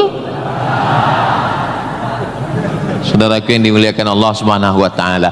Jadi belajar agama itu penting. Kalau di universitas agama Islam memang dia ada pelajaran yang begitu banyak. Tapi di universitas umum mereka belajar 2 SKS, 16 tatap muka, potong mid semester, potong pertemuan pertama, potong libur banjir, asap dan mati lampu. Hanya tinggal 5 pertemuan. Apa yang bisa diambil dari situ? Tapi saya optimis di Palembang, di Sumatera Selatan, orang tidak hanya ngaji di kampus, tapi juga ngaji di masjid. Bulan Ramadan ini pengajian penuh. Kultum subuh, kultum duha, kultum zuhur, kultum asar, kultum menjelang berbuka, kultum habis isya menjelang tarawih, tambah malam 10 terakhir kultum iktikaf. Maka ada namanya madrasah Ramadan. Kira-kira selesai Ramadan ini apa yang bertambah? Alhamdulillah Ustaz Somad, selesai berRamadan ini ada 5 yang bertambah. Apa dia? Berat badan, kolesterol, gula darah, diabetes, asam lambung. Mudah-mudahan selesai Ramadan ini kita sehat walafiat semuanya insyaallah. Ustaz Somad ceramahnya jangan lewat dari jam 2.30. Kenapa? Karena kalau lewat Ustadz ditinggalkan helikopter. Begitu arahan tadi. Saya sebetulnya mau berlama-lama dengan adik-adik sekalian karena saya nyaman ceramah di Unsri ini. Tapi apalah daya, memang sedap makan ikan gulama dimakan sambil nonton Harry Potter. Saya tidak bisa berlama-lama karena takut ditinggalkan helikopter. Itulah yang dapat saya sampaikan pada kesempatan yang baik dan mulia ini. Adapun tepuk tangan yang kurang semangat saya maklum karena lapar semuanya. Kepada Bapak Rektor dan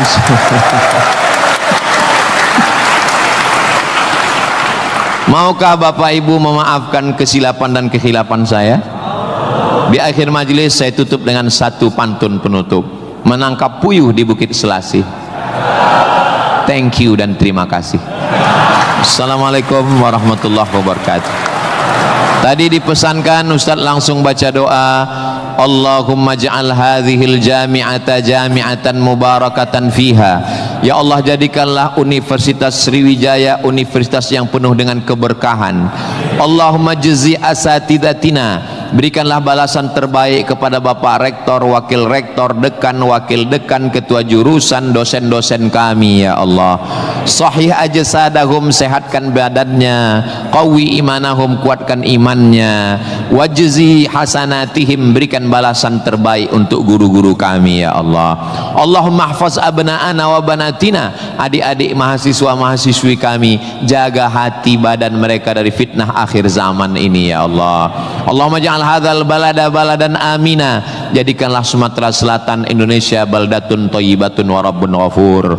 Allahumma dafa'an al-ghala wal waba wal fahsya wal riba wal zina, selamatkan dari malapetaka, bencana riba, zina, narkoba, perbuatan keji dan mungkar. Allahumma ansur ikhwanana al-mujahidin al-mustad'afina fi Palestin, tolong saudara kami yang sedang teraniaya di Palestina ya Allah. Rabbana taqabbal minna, terimalah salat kami, puasa kami, qiyamul lail kami, tahajud kami, zikir kami, khataman Quran kami. Wa tammim taksirana, sempurnakan segala kekurangan kami. Waqtim bis salihati a'malana, tutup umur kami dengan husnul khatimah. Kama jama'tana fi hadzal majlisil mubarak, sebagaimana engkau kumpulkan kami di majelis ilmu di tempat terbaik, di waktu yang baik, dengan ibadah yang baik, kumpulkan kami nanti di surga bersama Nabi Muhammad sallallahu alaihi wasallam.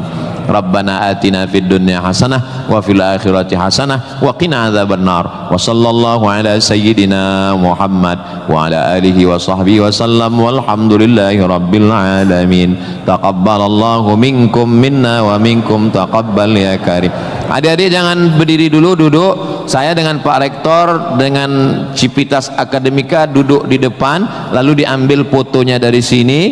Soto bukan sembarang soto, soto dimakan di tengah laut, foto bukan sembarang foto, habis foto cepat diupload. Assalamualaikum warahmatullahi wabarakatuh. Alhamdulillahirrabbilalamin. Demikianlah tausiah yang sangat luar biasa yang sudah kita dengarkan bersama dari guru kita Al-Ustaz Abdul Somad. Tentunya banyak sekali ilmu, hikmah, dan manfaat yang bisa kita jadikan pelajaran dalam kehidupan kita sehari-hari. Sahabat beriman yang dimuliakan Allah, mari kita doakan guru kita, semoga beliau selalu diberikan kesehatan dan dimudahkan segala urusannya. Dan buat sahabat semua yang sudah setia menyimak video ini sampai selesai, saya ucapkan terima kasih banyak. Semoga Allah Subhanahu wa Ta'ala senantiasa selalu melimpahkan segala rahmat dan karunia-Nya kepada sahabat semua. Selalu diberikan kesehatan, dimudahkan segala urusannya, dan dilancarkan rezekinya. Amin ya Rabbal Alamin. Demikian yang dapat saya bagikan, kurang lebihnya mohon maaf. Sampai bertemu lagi di video berikutnya. Wassalamualaikum warahmatullahi wabarakatuh. Setelah kita mendengarkan bersama tausiah yang sangat luar biasa dari guru kita Al-Ustaz Abdul Somad, sekarang mari kita lanjutkan aktivitas kita masing-masing. Semoga apa yang sudah disampaikan oleh beliau bisa menjadi ilmu yang bermanfaat dalam kehidupan kita sehari-hari. Selamat beraktivitas buat sahabat semua dan sukses selalu. Sampai bertemu lagi di video Ar-Razzaq 313 berikutnya. Wabillahi taufiq wal hidayah. Wassalamualaikum warahmatullahi wabarakatuh. Bismillahirrahmanirrahim. Assalamualaikum warahmatullahi wabarakatuh. Alhamdulillahirrabbilalamin. Wassalatu wassalamu ala asyrafil anbiya wal mursalin Sayyidina Muhammadin wa ala alihi wa sahbihi ajma'in, amma ba'du. Sahabat beriman yang dirahmati Allah, syukur alhamdulillah kita bertemu lagi di channel Ar-Razzaq 313. Pada kesempatan yang berbahagia ini, saya mengajak kita semua untuk bersama-sama mendengarkan tausiah yang sangat luar biasa yang akan disampaikan oleh guru kita Al-Ustaz Abdul Somad. Tentunya banyak sekali ilmu, hikmah, dan manfaat yang bisa kita jadikan pelajaran dalam kehidupan kita sehari-hari. Berikut ini mari kita sama-sama dengarkan isi tausiah beliau. Selamat mendengarkan. Sebetulnya yang dicari Donald Bebek itu apa?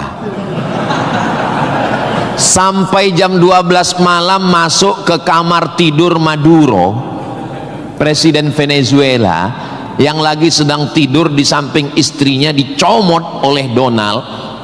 Sebenarnya Amerika cuman mencari satu, nyari minyak. Karena Amerika memang adidaya, betul. Amerika memang kaya, betul. Tapi Amerika nggak punya minyak, maka dia mesti ngambil Venezuela. Tapi minyak Venezuela ini juga nggak aman, maka dia perlu minyak yang aset paling besar di dunia. Di mana itu? Iran. Itu enaknya ceramah di Unsri ini, nyambung.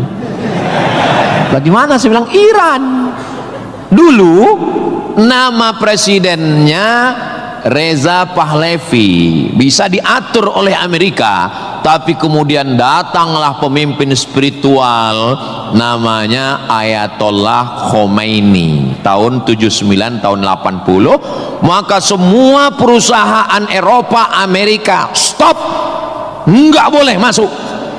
Akhirnya dia diembargo selama 46 tahun. Gimana cara dia bisa hidup 46 tahun? Jual minyaknya kemana? Amerika nggak mau beli minyaknya, Eropa juga nggak mau. Kenapa Iran tetap bisa tumbuh? Dia jualnya ke Rusia dan Cina.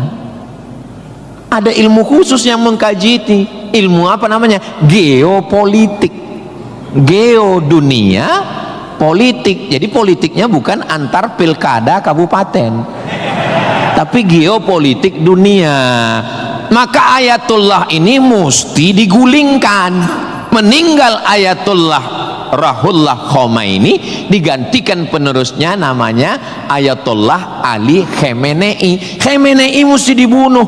karena dialah pemimpin spiritual, maka diserang, akhirnya meninggal. Mereka lupa, Amerika lupa, dia sangka kalau kepalanya dipotong ini mati. Mereka lupa bahwa Iran pernah berperang 8 tahun dengan Irak. Siapa yang membiayai Irak waktu itu menghantam Iran? Amerika. Siapa yang disuruh menghabisi? Saddam Hussein. Saddam bantai. Sebetulnya itu latihan perang. Maka ketika dihajar, menurut Donald Trump 4 hari saja untuk menyelesaikan Iran. Begitu 4 hari tidak selesai, dia ngajak genjatan senjata. Lalu apa jawab Iran? Kau yang memulai, kami yang mengakhiri. Begitu jantannya. Kalau mau ambil minyak Venezuela, tumbangkan Maduro. Kalau mau ambil minyak Irak, tumbangkan Saddam. Kalau mau ambil minyak Libya, tumbangkan Gaddafi. Maka Gaddafi tumbang, Saddam tumbang, Ayatollah tumbang, Maduro tumbang. Kalau mau ambil minyak Indonesia, nggak ada bawa-bawa Islam.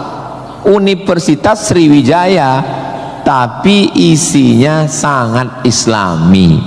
Mahasiswanya belajar di masjid, mahasiswanya dipisah laki-laki dan perempuan, yang laki-laki di depan, yang perempuan di belakang, sehingga yang mahasiswa nggak bisa melirik mahasiswi, dan mahasiswi pun hanya bisa melihat tengkuk mahasiswa.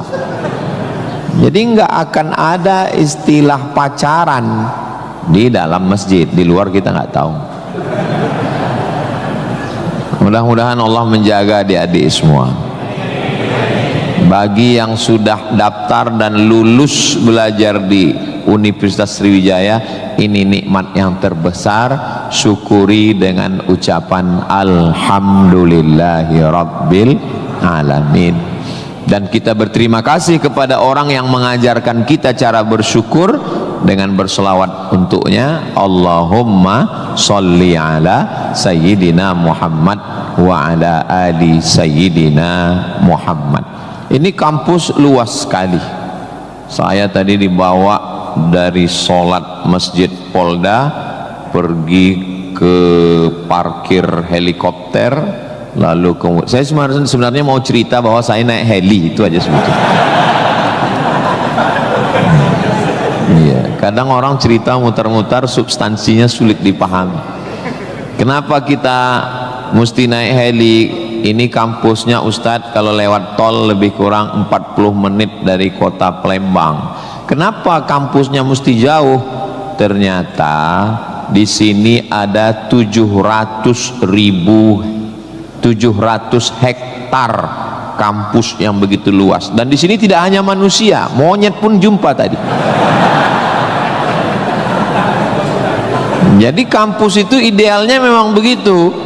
Jangan sampai fakultas pertanian nggak pernah megang tanah, beternak ikan di atas kertas. Fakultas peternakan, fakultas perikanan, tapi nggak pernah megang ikan, hanya presentasi makalah. Begitu lulus kerja jadi teller di bank, nggak nyambung. Maka di sini praktek. Tadi saya diberitahu oleh Bapak Ketua HIPMI, Ustadz Somad, ini tempat praktek pertanian. Masya Allah. Negara kita ini, kami dari atas tadi, gemah ripah loh jenawi, tongkat dan batu jadi tanaman, hijau untayan katulistiwa, tapi berasnya impor. Kenapa? Padahal tanah begitu luas. Menunggu sarjana-sarjana pertanian dari Universitas Sriwijaya. Begitu. Kenapa enggak kita tanam? Kalau kita tanam otomatis tanah kita berkah. Kalau sudah dia nanam padi, pasti dia malam berdoa sama Allah, tumbuhkan padiku, berkahkan rezekiku, turunkan hujannya. Kalau sudah ditanam, otomatis ekonomi bangkit, orang akan bekerja, otomatis padi tadi akan dibawa ke kilang padi untuk mengupas kulit padi jadi beras, berasnya diperdagangkan, diniagakan di pasar hidup. Tapi tidak semua orang mau. Kenapa? Karena dengan import ada fee, ada uang masuk, ada kejahatan, membunuh petani, membunuh pedagang, akhirnya orang dininabobokan. Jadi solusinya apa? Solusinya semua mesti berangkat dari kampus. Kampus apa? Kampus Universitas Sriwijaya.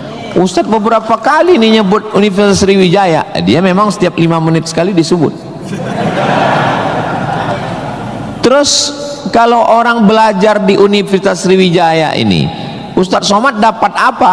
Saya dapat amal jariah dari alumni-alumni yang membangun Indonesia menuju Indonesia Emas 2045 insyaallah. Universitas Sriwijaya bukan swasta, negeri. Orang berbondong-bondong nasional dari Sabang sampai Papua mau daftar ke sini. Yang sudah lulus alhamdulillah, yang belum lulus berusaha, bertawakal, berdoa, insya Allah. Enggak lulus innalillah. Sudah lulus, belajar, banggakan orang tua. Enggak usah dulu matanya jelalatan, lirik sana lirik sini, nembak cewek enggak diterima, cinta ditolak, kapak bertindak. Enggak usah, serius aja belajar.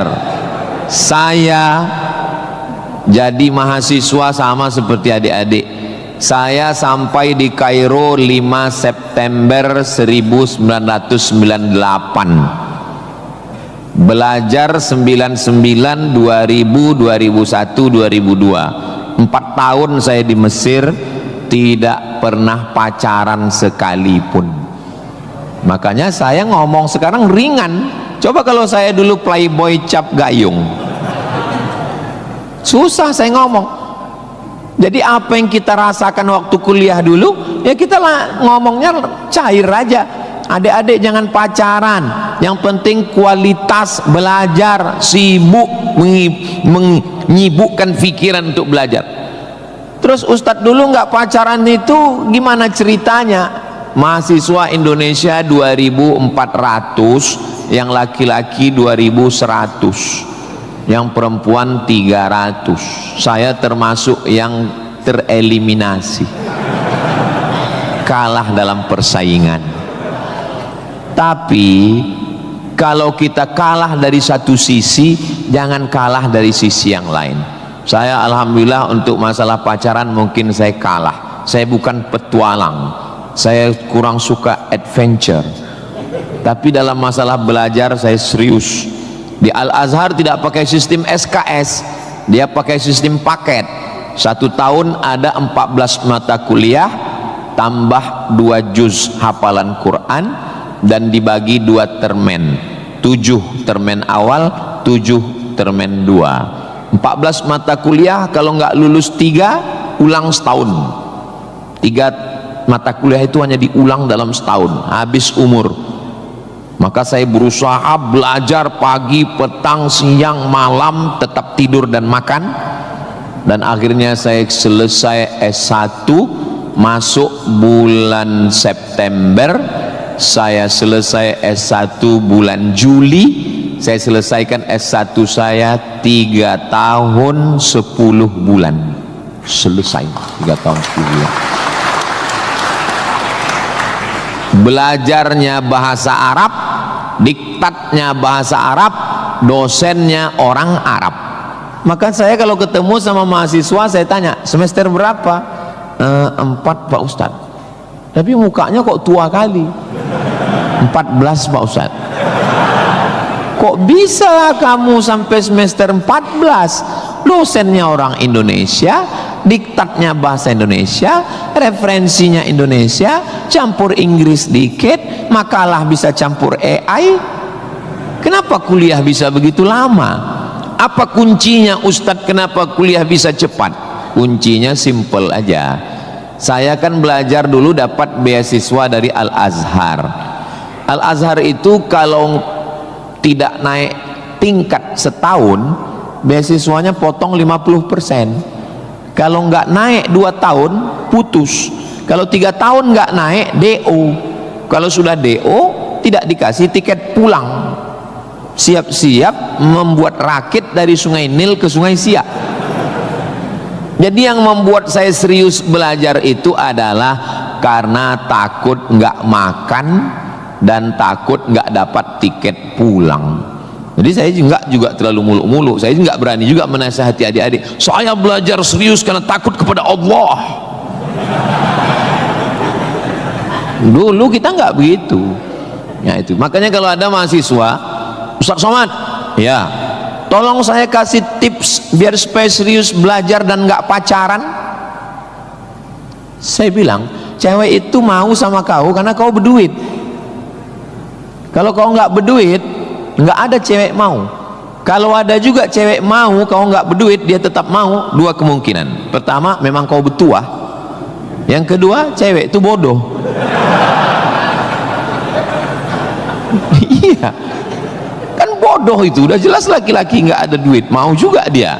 Pelet apa yang dia pakai? Dari semester 1 pacaran, semester 2 sampai KKN, bonceng sana bonceng sini, pergi sana pergi sini, pacaran 5 tahun, ditinggal pas lagi sayang-sayangnya. Mohon maaf, kalau ada mahasiswi yang mau pacaran sampai 5 tahun, itu sama seperti iklan roti, dibuka, dijilat, dicelupin, gak dimakan-makan. Kira-kira yang rugi cewek apa cowok?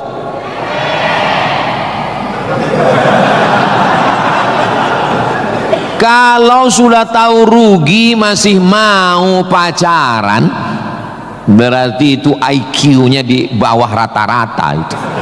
Itu pasti nggak lulus di Unsri itu. Di Universitas Sriwijaya ini orangnya cerdas secara intelektual dan cerdas secara spiritual dan cerdas secara emosional. Cinta, benci, marah, sayang, kecewa, bahagia, itu semuanya adalah emosional. Bahwa kamu jatuh cinta, kalau ada mahasiswa jatuh cinta sama mahasiswi, bersyukurlah, berarti kau nggak homo. Tapi ketika cintamu itu mengalahkan prestasi studi, ingat, orang tuamu bersusah-susah di kampung, kepala jadi kaki, kaki jadi kepala, dia bertani sawah di kampung. Pagi waktu dia mau pergi ke sawah, masih bisa dibedakan mana bapakmu, mana sapi. Begitu pulang sore, sama bentuknya. Tiba-tiba kamu di kampus menjadi foto model, menjadi, nggak usahlah diteruskan, menyakitkan hati. Kenapa ceramah Ustaz Somad ini kok menyinggung saya terus ya? Kunci mendengar ceramah Ustaz Somad itu satu, jangan tersinggung. Ada beberapa orang tersinggung, pulang meninggal.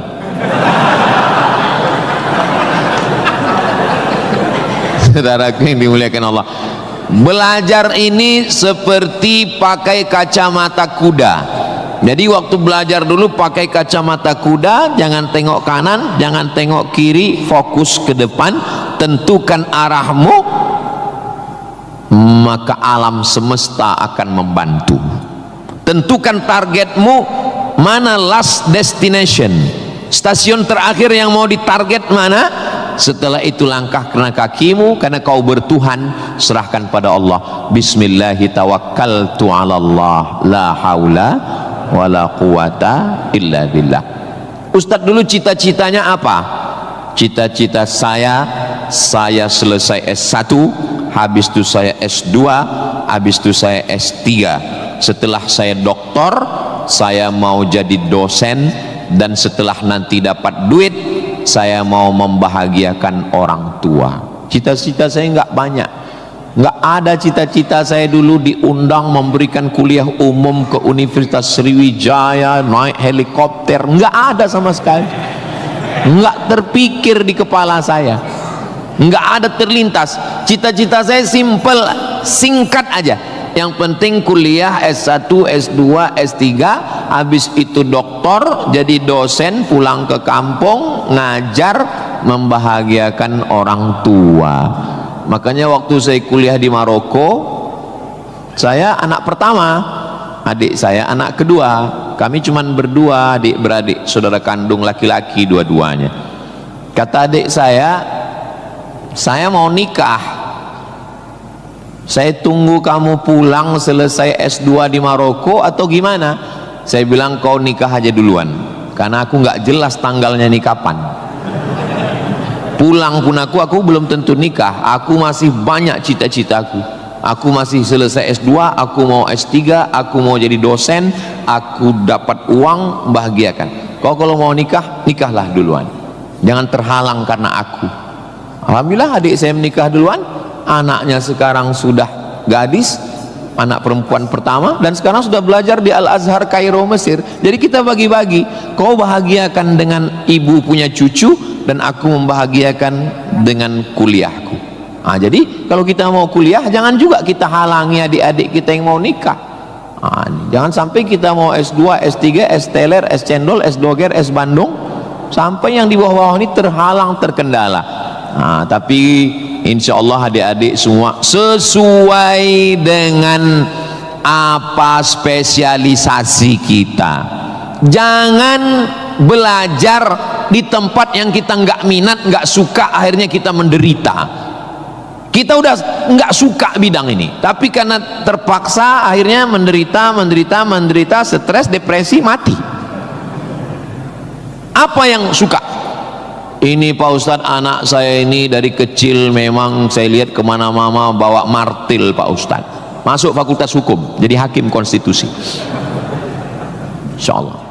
Nggak lulus Pak Ustadz, jadi tukang. Mohon maaf Pak tukang, jangan tersinggung. Karena masjid ini selesai juga karena ada tukang. Anak saya ini kemana-mana bawa jarum suntik Pak Ustadz, fakultas kedokteran. Nggak lulus, pecandu narkoba. Nah, jadi kemana arah kita? Ustadz Somad dulu biasanya anak itu dari kecil sudah kelihatan itu bakatnya kemana. Saya tanya sama emak saya, aku mak dulu kecil kemana arahku? Kau dulu, kata emak saya, kalau kusuruh beli gula sama beli minyak ke warung, nggak pulang-pulang. Kenapa? Cerita sama orang di warung itu, cerita. Kalau lagi keluar main, dulu itu kalau masuk kelas jam istirahat itu dulu namanya keluar main. Bapak Zul gitu juga, berarti udah tua. Anak sekarang nggak tahu, sebaya kita berarti sama-sama 28 tahun. Masalah umur ini kan bukan masalah angka, tapi masalah rasa. Saya terus terang, kalau di tempat lain saya ceramah saya merasa tua, tapi di Unsri ini rasa semester 7 ini sekarang. Nah itu, maka saya memang minta itu kepada Ustadz Kemas Ali, tolong kalau saya datang ke Sumatera Selatan 5 unsur mesti tercapai. Saya ada ceramah di kantor, alhamdulillah tadi sudah di kantor polisi. Tolong bawa saya ceramah di tanah lapang, tablik akbar supaya semua masyarakat dapat. Yang ketiga ceramah di masjid supaya ada pengajian yang betul-betul ngaji, biasanya subuh. Yang keempat adalah ceramah di spesialisasi, kadang ceramah di IDI, Ikatan Dokter Indonesia, ceramah di PERADI, Persatuan Advokat Indonesia, kemudian satu lagi di kampus. Kenapa saya minta kampus? Karena kampus ini masa depan. Kalau panti jompo itu masa lalu.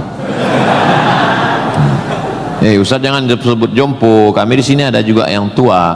Saya tidak ada melihat orang tua di sini. Ini hanyalah anak-anak muda yang terjebak di tubuh yang tua. Nah, jadi sebetulnya masalah tua dan muda itu adalah masalah semangat dan perasaan.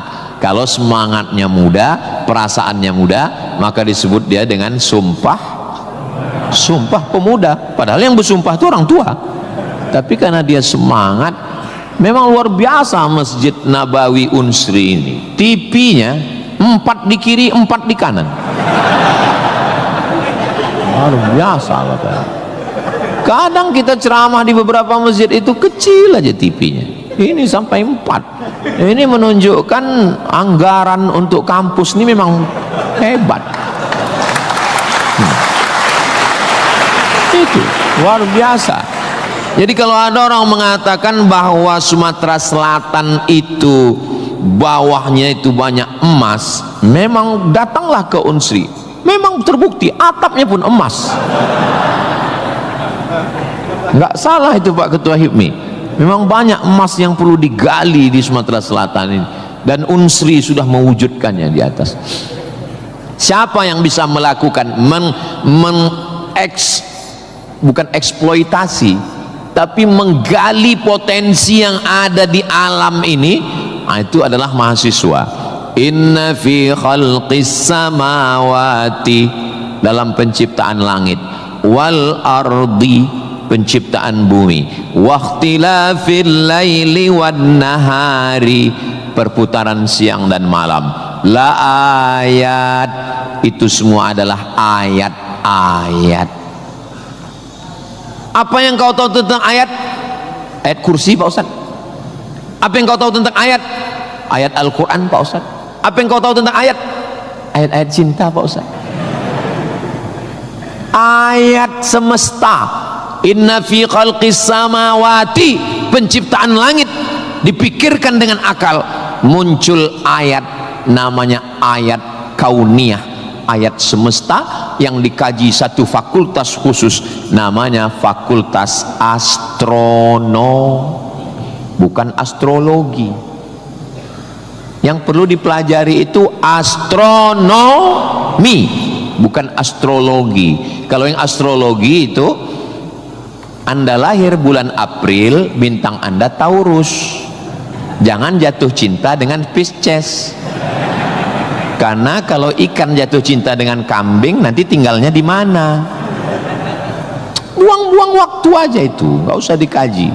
Tapi ketika berpikir tentang astronomi, tentang ilmu langit, maka umat Islam sudah lama mengkaji itu yang disebut dengan ilmu falak.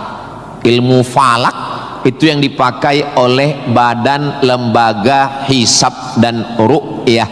Hisab artinya perhitungan, menghitung bagaimana tingginya matahari, bulan di atas ufuk. Kenapa terjadi persimpangan antara NU dengan Muhammadiyah tentang penetapan 1 Ramadan dan 1 Syawal? Itu berawal dari titik astronomi. Karena menurut Muhammadiyah, kalau sudah nampak 1 hilal, walaupun dia tingginya 0,5 derajat atau 1 derajat, maka itu sudah dianggap sebagai hilal. Tapi menurut NU, Perti, Persis, Al-Wasliyah, Nahdlatul Ulama, maka mereka mensyaratkan sesuai syarat Mabim, Malaysia, Brunei, Indonesia, Singapura, mensyaratkan mesti 3 derajat. 3 derajat baru dianggap sebagai hilal. Kalau 1 belum dianggap sebagai hilal. Kata Muhammadiyah 1 pun hilal, kata NU 3 baru hilal. Akhirnya datang wakil presiden Indonesia, namanya Bapak Yusuf Kala. Pak JK duduk dengan NU dan Muhammadiyah. Kata Pak JK, gimana kalau NU turunkan 1, Muhammadiyah naikkan 1? Karena beliau kan pengusaha, bisnismen, biar supaya ketemu titik temu. Ya nggak ketemu, karena ini metodologinya berbeda. Akhirnya karena nggak ketemu, itulah terjadi 2 perbedaan. Maka umat Islam di Indonesia, dia saling menjaga perasaan masing-masing. Akhirnya masing-masing mengamalkan. Yang satu dengan 1 derajatnya, dengan 0,2-nya, yang satu, dan nanti akan terulang lagi pada tanggal 20, pada tanggal 19 hari Kamis 19 Maret itu nanti satu Indonesia akan mengeluarkan teropong untuk melihat astronomi, apakah nampak anak bulan atau tidak. Di Riau itu teropongnya dibeli dulu harganya 50 juta, sejak dibeli sampai sekarang nggak pernah nampak hilal. Ustaz kok tahu? Teman saya kebetulan salah satu yang bekerja di situ, dia pernah posting gambar di teropong. Saya tanya, apa yang nampak? Dibilangnya gaji 13 katanya.